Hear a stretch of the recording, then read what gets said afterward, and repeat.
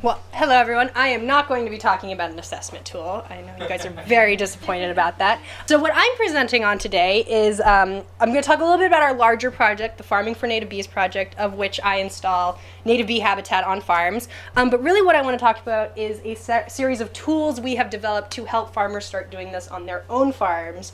There's a lot of different projects out there like this. Xerxes Society does one. Claire Kremen's lab has worked with some groups on that. Our lab works with groups. Pollinator Partnership. Really across the nation, across the world, people are working on this. And we haven't really come up with a good way that farmers can do this without an outsider like us coming in to give them information. So that's really what we want to work on.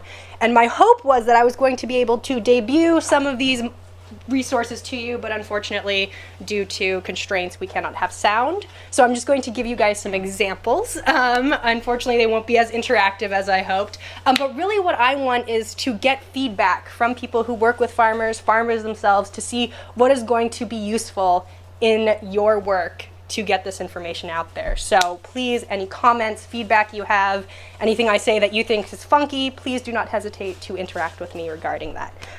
So about our Farming for Native Bees project, we've been working on that since 2009, where we were invited by USDA and NRCS to visit Frog Hollow Farms out in Brentwood. Is everyone who's not from California in here?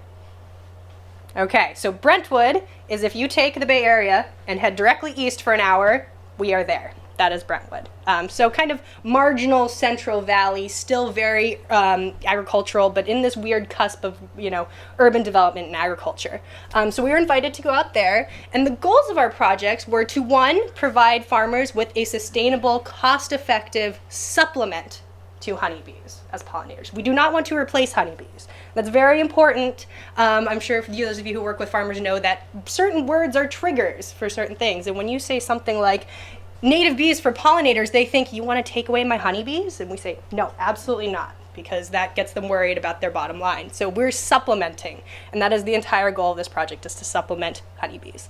We want to work to establish new habitats that will help preserve the native bee diversity of California. I'm not sure if you guys are aware, but in California we have 1,600 species of native bees. That's nearly 40% of the total diversity of native bees in the US and Canada.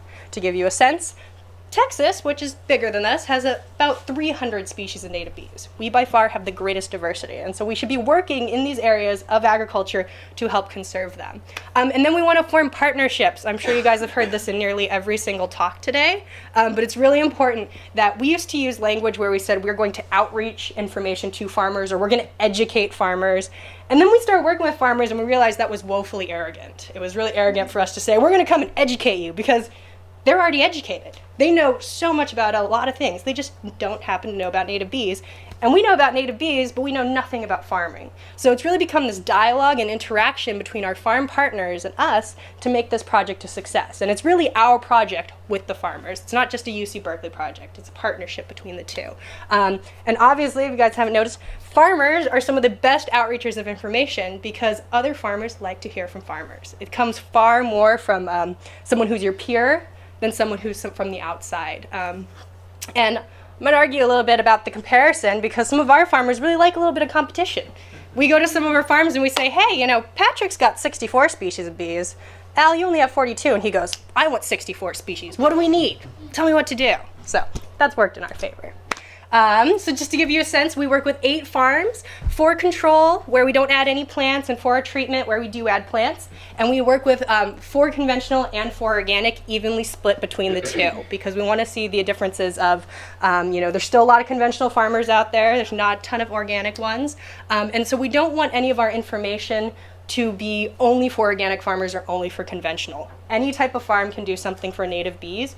In fact, I'm going to show you some data that's pretty interesting in that regard. So just to give you a sense, these are what some of our habitats look like. We do permanent installed habitat gardens, and I will draw you more attention to that. I say habitat gardens and not hedgerows. And a lot of that has to do with, changing people's behaviors, and certain words put certain things in people's minds. And when you say hedgerows, in California, traditionally, hedgerows were used for natural enemies and beneficial insects, not pollinators. They also tend to connote an idea that they go around the field and not within it. And there's a lot of great work, particularly out of Claire's lab, that has shown that if you plant bee plants around the outside of your farm, that's where your bees are going to stay. They're not actually going to penetrate in and pollinate the crops that you want them to. So if you really want to get good pollination services, you have to do these interplantings, like at the end of berry rows, or seed in between your orchard rows there. And what you don't see of that corner is we've got berries on one side and berries on the other side. So it's actually in the middle of a field because you need penetration. And that holds true for natural enemies as well. You want to do interplanting in between. So we use habitat gardens because it changes the focus around that. So to date, we have installed about 40 acres of habitat within all our treatment locations, so 4 different farms, all of varying size. Our largest is now 145 contiguous acres. So these are still small farms in the grand scheme of agriculture. We're not working with thousands of acres. We're not working with huge monocultures either. All of these are diverse, smaller farms, which work in our benefit for the most part. So that's the other thing, is that, so it's more just has to do with the loadedness of a word, is really what it is. So hedgerows, traditionally, you're never going to, when people used hedgerows, they were never putting them in the middle of the field. And so habitat gardens, we would say, if you're working within, say, 100 acres, if you wanted to do just a line of plants, you needed to put a line of plants every 5 acres, essentially, is what you need to do. I mean, but bees will move as far as they need to get the plants that they want. So if you put one line of plants in the middle of a 5-acre row, those bees are going to fly all the way to the middle of that 5 acres, visit those plants, and visit all your crop plants along the way. So, but whether people have calculated out exactly how far you need to do it to do optimal, there's been a couple studies on that.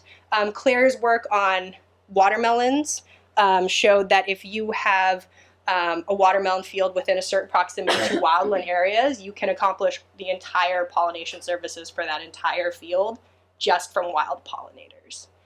But that has to do with more proximity to wildlands than installed habitat.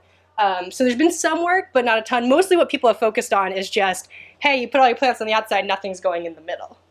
But again, there's a lot we don't know with native bees. I wish I had better data on that.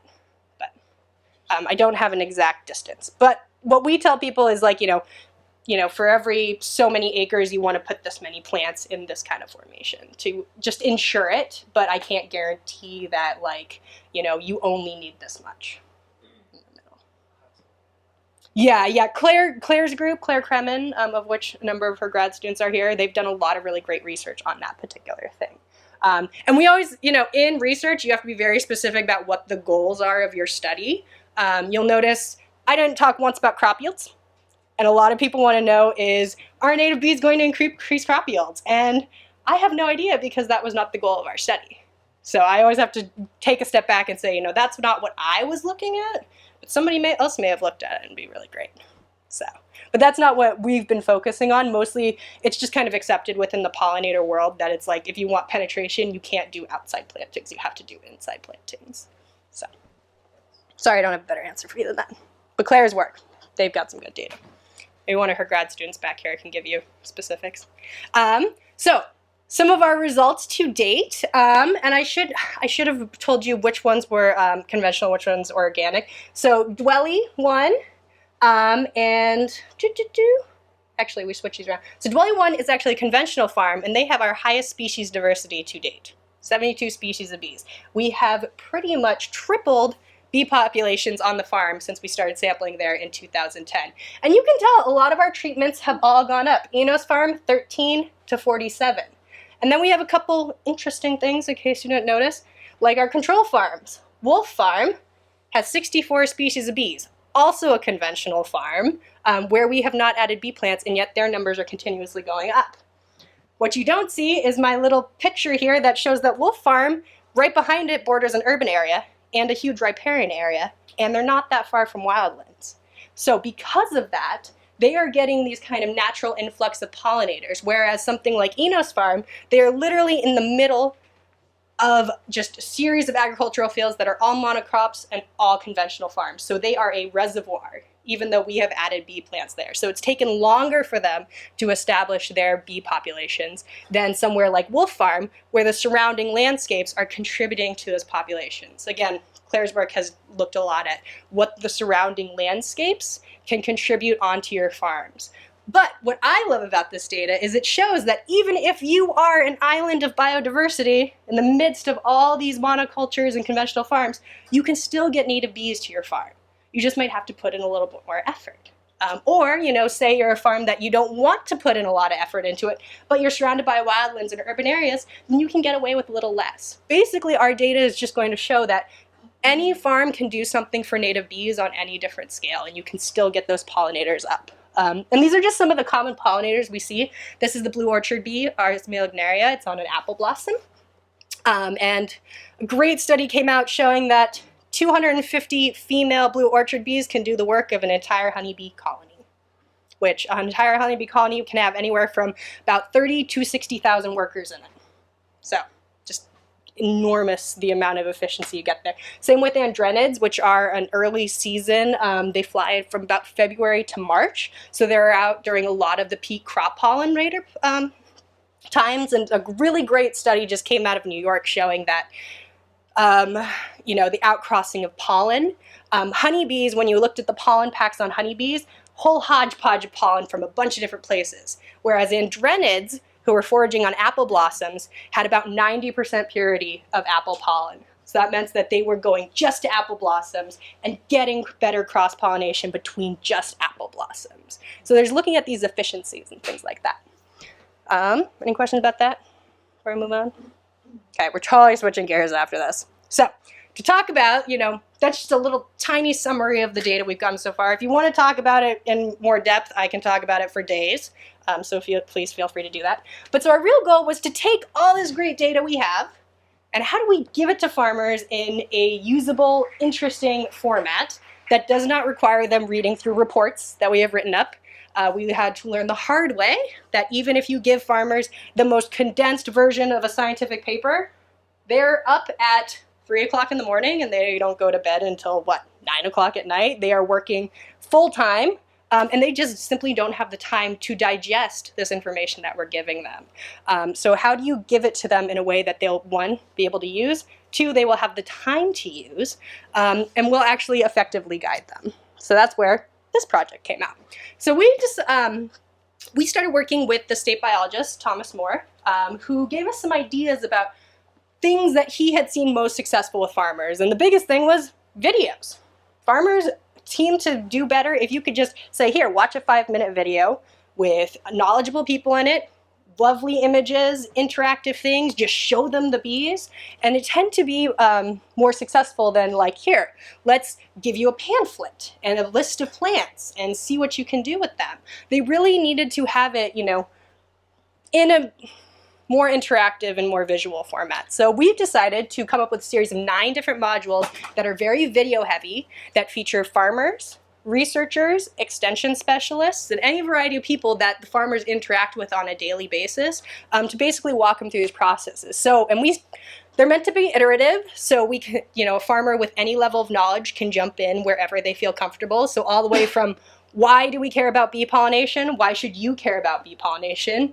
All the way down to something like how will I know if it's working? Monitoring, things like that, as well as branding and marketing opportunities. We've heard this in a number of different things, is how do you get farmers to adopt things and behavioral changes? And a lot of that is in their bottom line or under perceptions. We've done a whole series of what we call socioeconomic interviews with farmers to see what's important to them when they make decisions. And sometimes it's not the things you think, like their bottom line.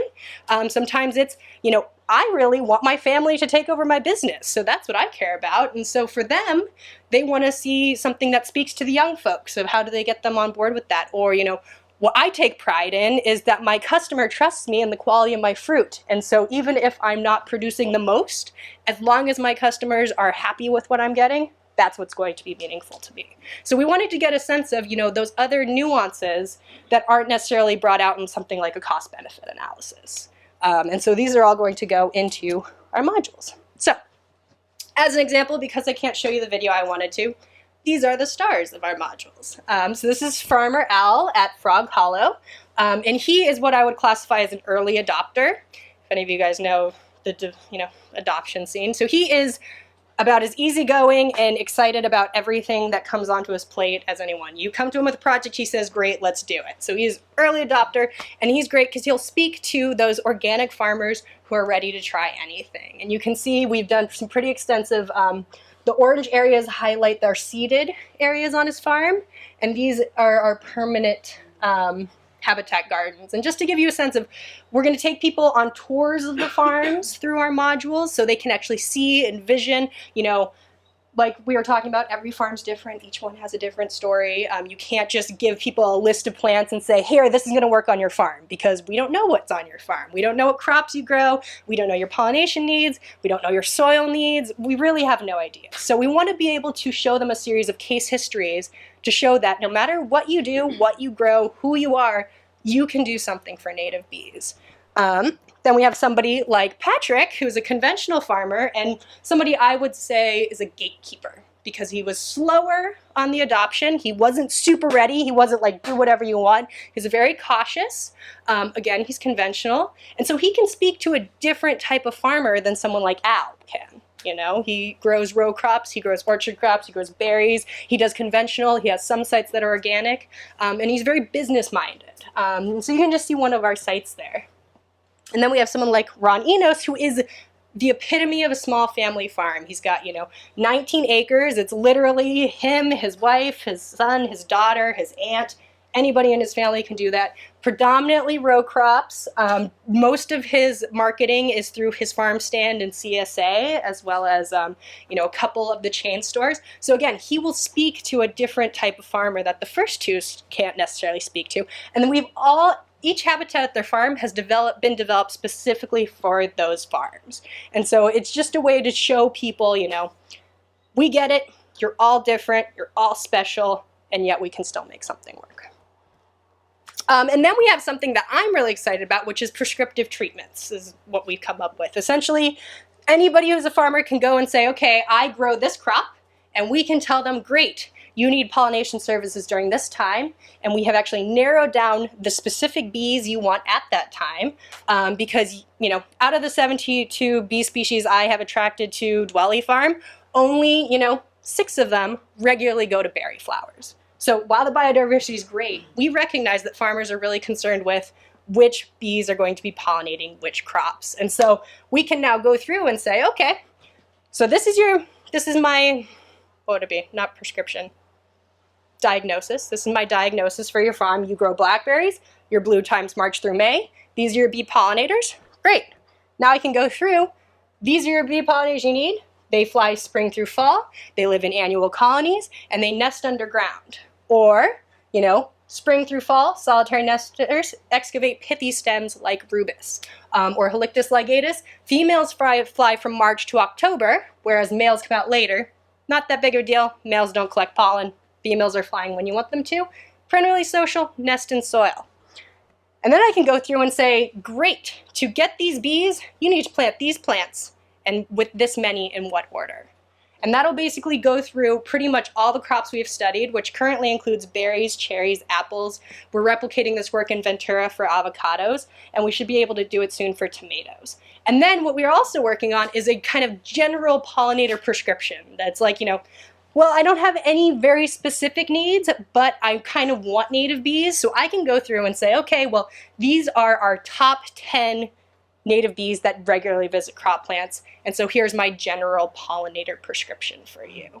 And this is going to go along with, naturally, I can't tell you in a little prescription exactly what you need to do to grow Encelia, but it'll be a supplement to downloadable information. We're coming out with a technical guide that's going to be very heavy on diagrams and less heavy on text, but it'll kind of be the little handbook that goes along as you go through each module. But that is kind of our dream as of right now. Questions, comments? This is a Eucera, not a great bee pollinator. Pithy stems, yes, Ceratina. So this is one of my favorite bees, Ceratina. This is actually a wonderful pollinator of blackberries. Blackberry cultivars, varieties, hybrids of any sort. We see just as many Ceratina on berry flowers as we do honeybees. And when they excavate pithy stems, they're only dead stems. They will not nest in live tissue. They're only going to go to it if it dies. like if it's a dried out stem, because if it's you know, if it's alive, it's not pithy, it's still wet, so it needs to be dead, which works out in some really great ways, because being a good blackberry pollinator, blackberry farmers come and cut berry stems all the time. And so bees will actually nest directly in, like, you know, the 6-inch leftover stems, or you've actually got habitat on your farm. You can just collect those dead stems, bundle them into, you know, little bundles essentially, and put them in various places, and they'll nest directly into them. But no, they do not actively go and like kill plants. They don't really nest in live stems. Okay, so that's a great question. So what I should mention is that our cost for habitat is going to be drastically different than what we recommend, because we've had to experiment. We come from a background of bee plant knowledge in urban areas, so I have a very extensive database of bee plant relationships. I can tell you if you plant California poppies, you're going to get Bombus phasisnescii, Bombus melanopygus, some osmia, some serotina, and some halictids. But that doesn't necessarily mean that when I tell you that, that plant is going to live in agricultural fields. So we've done a lot of trial and error in these different sites to see, one, what'll work, and what will be easily adapted to farm management systems, because we haven't asked a single farmer to change anything based on what we've done. Basically, we came to them and said, where can you fit us in? You know, we didn't ask them to take land out of production. We didn't ask them to change, you know, if they do chemicals, we didn't ask them to change that. We didn't ask them to change their pruning methods, nothing. We just inserted ourselves. And so that's given us the benefit of saying, you know, here we're going to try out all these plants, and oh, look, that really doesn't work with this system because it grows over 2 feet tall, and that impedes their sprinkler system. So that involved us going back to the drawing board and saying what grows under 2 feet tall and still attracts bee pollinators. So our costs are much higher than what they would be, but I would say, you know, you can establish something, let's see if we can get back to, you can establish something that looks like this. I would say probably under $2,000, you know, depending on, most farmers can get access to wholesale plants. All the plants we recommend are readily available in most wholesale nurseries. That's another issue we found with a lot of resources out there. Sometimes you get this list of plants and they're wonderful, and you can't find half of them in a nursery because they only grow in one little region of Sonoma County. So doesn't do you much good. So we also use non-native plants, so that can get us on the wrong side of certain groups. But we're bee-centric in our lab, and we don't recommend anything that's potentially invasive. So that means, like, you know, you can find lavenders everywhere, and you can go somewhere, if you're out in the Brentwood region, Devil Mountain Nursery sells those for $4 in 1-gallon pots. So, and then of course, there's the cost of irrigation, but most of that is negligible because what you don't see here is this is simply attached to this berry irrigation, so they just water it when they water their berry crops, things like that. The other reason I use the term habitat garden instead of hedgerows is because hedgerows kind of implies this idea you can put them out there and ignore them and they'll do fine. We like to say habitat gardens because it implies some level of maintenance. You know, you have to do some pruning sometimes, you have to do some weeding. If you put something like a manzanita in the ground, which is touted as this wonderful drought-resistant plant, which it is, but if you don't give it water those first 2 years, it is going to die. So it's that idea of, you know, even if you're using native plants, you're going to need to give them a little care, maybe give them some fertilizer every now and then. But in general, I mean, after the first 2 years, the cost of establishment's it, and then, you know, you might have to replace the plant every now and then, but it's really marginal compared to a lot of the other costs. One of our farmers puts, I think he said $300,000 in his compost every year, and we put, you know, a couple $1,000s into our hedgerows. So in the grand scheme of things, small. Yes. Absolutely. In fact, if I get to my next one, you'll see our big funder is NRCS. All of our farmers are EKIP certified, and they use that cost share to cover the cost of seeds and plants and various things like that. In fact, all those acres you saw on Frog Hollow Farm that we did, of which we seeded 20 acres this year, all of that was paid through by NRCS through their EKIP program. So absolutely, you can use that those kind of incentives programs. There's the other one, the was it CSP? No, Conservation Stewardship Program. Yes, those all apply for exactly these things. So. Do you have any data for the East Coast or Oh, anything like that? No data on the East Coast, but there are other groups working on that. Pollinator Partnerships one, Xerxes has been working on that. Out there who's like doing similar research. That's a good question. Who's the group out of New York? Oh yes, Rachel's group, and Rachel partners with them. Chip Taylor does a little bit of that work. God, I'm totally blanking on the lead author on that Apple paper right now. But Rachel Winfrey, she's co-author on most of these papers. She's huge in the bee world.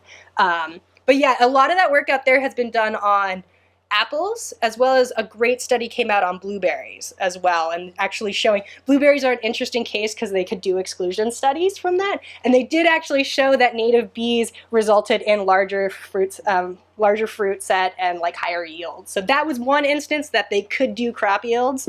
I won't go there for our stuff, but they could do that out there. But there's a lot of different groups, you know. What we're doing is not necessarily new. People have been installing habitat for beneficials and native pollinators for a long time. In fact, Xerxes Society likes to throw up a handbook from like 1950 that says exactly what we're saying, you know? And it's like, I feel like we're just reinventing the wheel constantly, but that's what it takes. But the good news is, you know, with the presidential memorandum, with the big emphasis on pollinators, honeybees, monarchs, and native bees as well, a lot more money is being diverted to that. In fact, it was the first time we have ever gone to a conference and heard people lament that bee people are getting all the money. We said it's about time, you know, it's about time here. But yeah, so, you know, lots of groups. Pollinator Partnership does great groups. NRCS has funded a number of studies like ours. There's some great work up in Montana out of Montana State University. They're doing, I don't know if they're looking specifically at pollinators, but they've been adding, you know, different beneficial and native pollinator habitat out there to some really great success as well. But, you know, that's why I was so curious to see if Claire's group was going to be adding habitat for beneficials, because that's something that comes up all the time with farmers, and it kind of goes right hand in hand. I should mention that nearly all the plants I recommended up here will attract beneficial insects. They'll attract syrphid flies, ladybugs, we get praying mantids everywhere, parasitic wasps. You know, actually our bee condos at Frog Hollow, we have tons of nest fills from tripoxylon, which are great because some of the tripoxylon females kill black widows. So I'm all for tripoxylons personally, but but yeah, so, you know, goes hand in hand. A lot of groups working on it. We're all just tackling it slightly differently. So any questions? Any other feedback? Do you think this would be useful to farmers? Think they like this? Okay, we hope so. Any suggestions that you would think would be really great for these? I really want your feedback. I'm like, are your modules online? They will be online. We're still finishing some final touching. I will be debuting them at the California Small Farms Conference in March. I'm in a Xerxes Society, and I are doing a joint panel. It'll be myself, Jessa, well, her name's Jessa Cruz now. So they're debuting some of their Xerxes resources, as well as Rachel Long out of UC Cooperative Extension, who has done a lot of work on kind of tackling the cost-benefit issue of this whole deal. She's done some really great work out of that. And then our partner farm, Farmer Al, will be there to speak about his own experience on that matter. Because what better than getting it directly from the farmer? But yeah, so that, you know, if you guys have any comments, think of anything later, we have our contact page through our website. I also have business cards. But really, that's why I was here, was to get people's ideas and see, you know, we don't want to be just another tool that gets ignored. You know, farmers say they don't have enough time for it. We want it to be something that can really work for them. How do we see your video? How do you see my video? Video, yeah. Oh my God, no. It was really just Ron getting up there talking about how he selected sites and things like that. You know, because a lot of our farmers just address those questions, you know, that common questions that farmers have. You know, do I have to take land out of production? Do I have to change my chemical regime? Things like that. Or, you know, it just sounds so much better than when Ron Enos gets up there and says, I see on my plants more native pollinators, than me coming up here and saying, we have tripled native bee populations on our farm. You know, he's much more compelling than I am. But, you know, if you are interested in seeing that, you can email me. Currently, it's not up yet, but they will be hosted on our website, NRCS's website. The other thing is this is not just for farmers, it's going to be for cooperative extension, farm advisors. We're hoping to translate it into Spanish so that farm workers can use it, because they're the ones out there doing the work. So really, you know, anybody who's in touch with the agricultural community, we want them to be able to use this. But that's another concern that we're thinking of is, you know, I don't know if you've been to NRCS's website. It's wonderful, tons of information, hard to navigate. We have no real data on how many farmers are using the information on there. So that's why we're trying to go to farming conferences, get the feedback, stuff like that. So.